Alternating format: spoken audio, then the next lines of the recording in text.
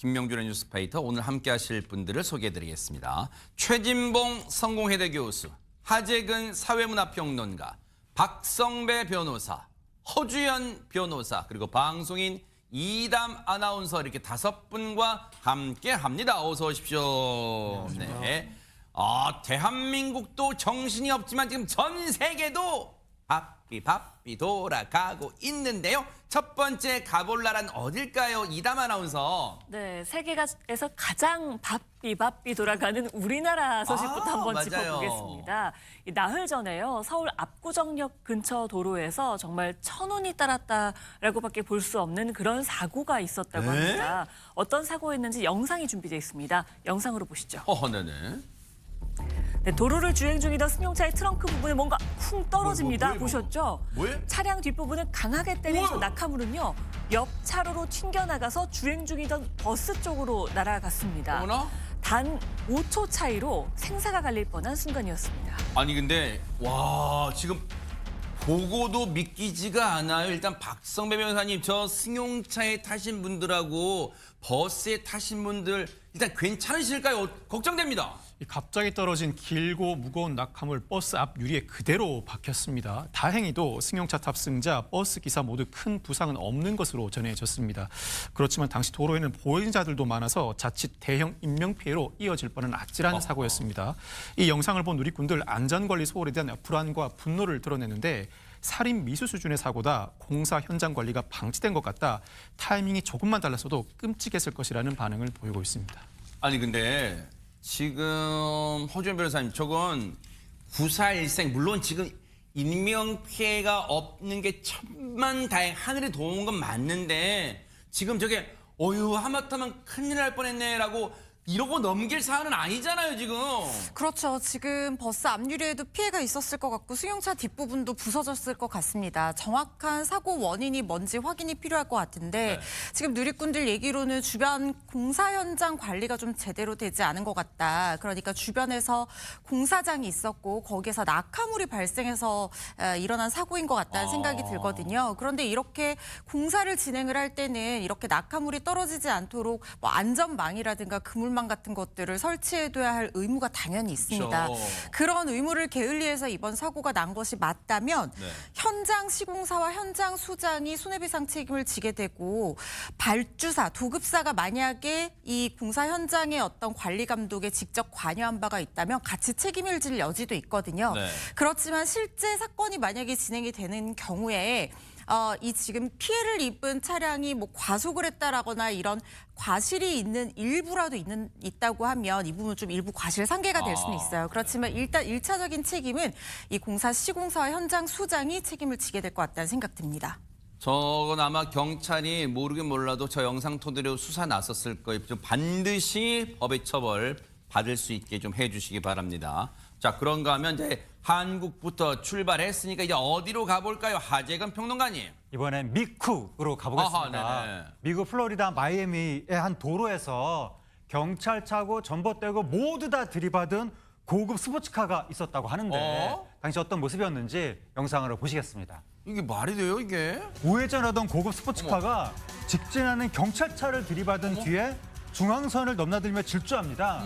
무서운 속도로 달리던 저 차량, 얼마 가지 못해 전봇대하고도 충돌을 하는데요. 세상에. 사고 충격에 전봇대가 쓰러지면서 불꽃이 튀는가 싶더니 변압기까지 폭발하고 말았습니다. 아니, 누가 보면은 어머 세상에 불꽃까지 막 저렇게 튀는 거예요, 지금. 지금 저 상황만 보고 보면 마치 우리가 미국 범죄 영화에서 보는 그런 헬기에서 내려다보는 장면, 그런 장면 비슷하잖아요. 그런 장면으로 보여요. 근데 어째서 저런 일이 벌어졌느냐. 한 20대 남성이 고급 스포츠카를 훔친 거예요.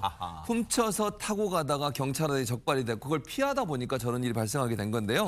경찰차를 들이받고 뭐 하재근 평론가 설명했듯이 전봇대, 변전소까지 들이받았잖아요.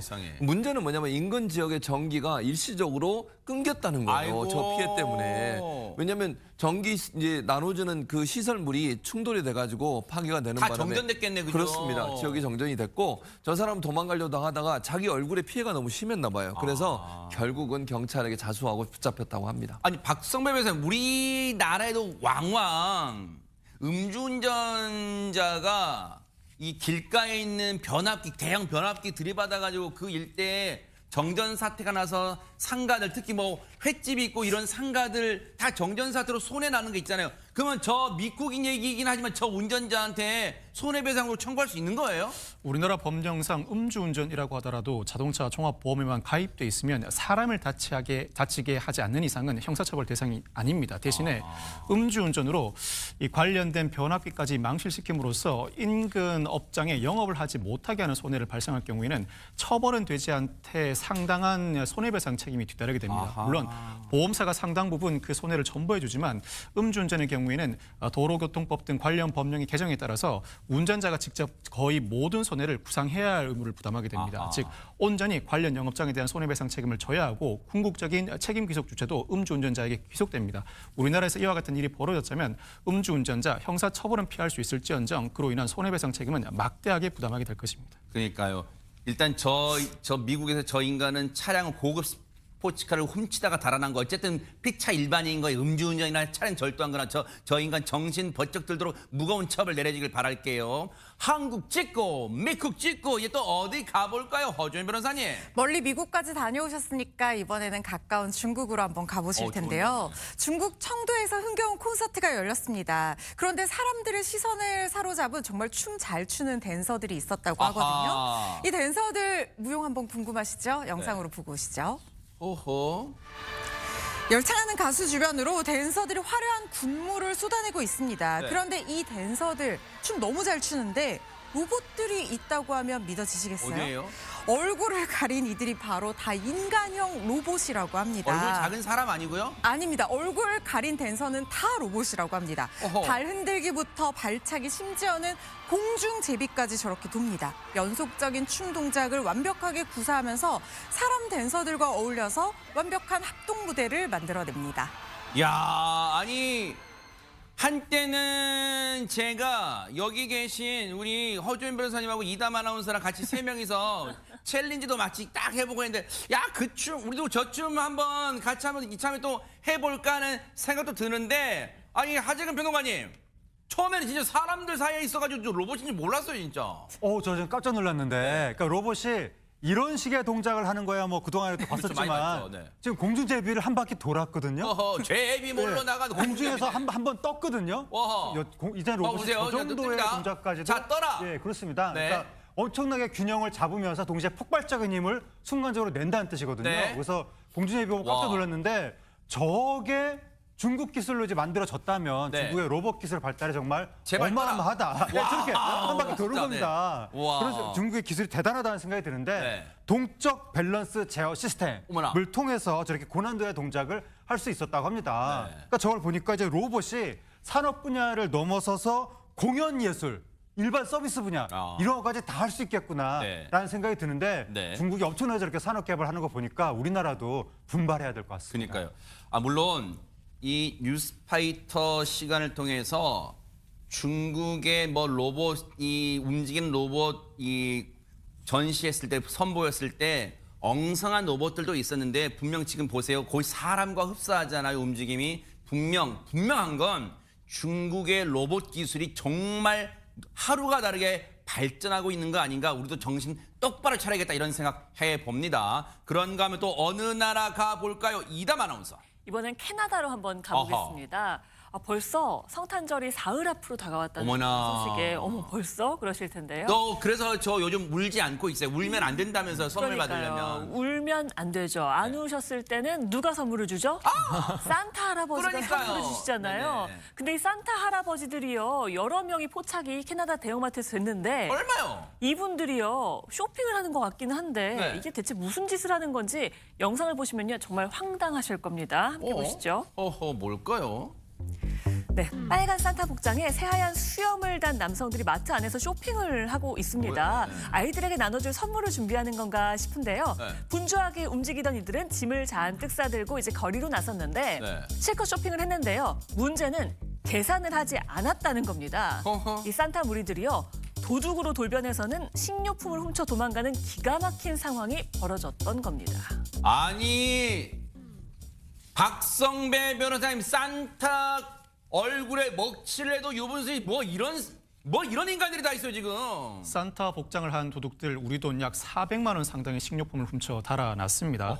이 일당 부자를 습격해서 가난한 이들에게 물건을 나눠주는 의적 로빈후드를 자처하는 골목의 로빈들이라는 단체라고 하는데 아이고, 참나. SNS를 통해서 대기업의 폭리로 생필품조차 구입하기 어려운 이 상황을 풍자하기 위한 이 상황을 그대로 드러내기 위한 퍼포먼스였다고 주장하고 있습니다. 그러면서 훔친 식료품은 취약계층에게 나눠줬다고 밝혔는데 그렇지만 현지 경찰은 당연히도 절도 혐의로 수사에 나섰습니다. 그런데 온라인에서는 의적이라는 의견과 명백한 도둑질이라는 의견이 엇갈리고 있습니다. 아니 참 저걸 SNS에 저기 누리꾼 중에 저걸 의적이라고 보는 사람들 저 뭐예요? 저기 말도 그 수단 목적이 좋다고 수단이 저렇게 범죄를 저질러도 된다는 거예요? 그런 생각도 동조하면 절대 안 돼요. 저런 사람들은 법의 처벌 달게 받기 바라겠습니다. 자, 그런가 하면 오늘 세계 여행의 종착지는 어디일까요? 허주인 변호사님.